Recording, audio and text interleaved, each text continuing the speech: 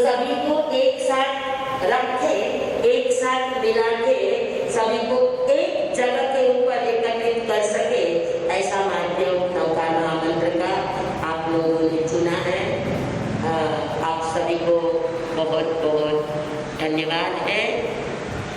पर अब भी जागृति की जरूरत है। समझ लो 14 घटक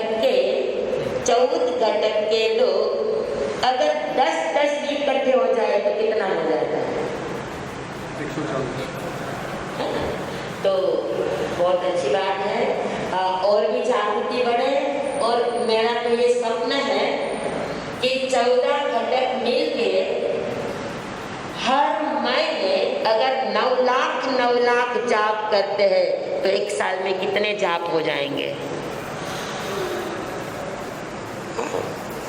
हम करोड़पति बन जाते हैं। बनेंगे कि नहीं बनेंगे? है ना?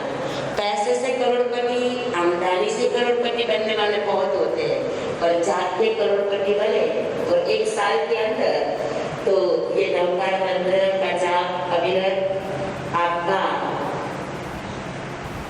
आयुष्य पर्यंत ये आपका अनुष्ठान चलता रहे, ऐसी हम संतों की सद्भावना है। और साथ में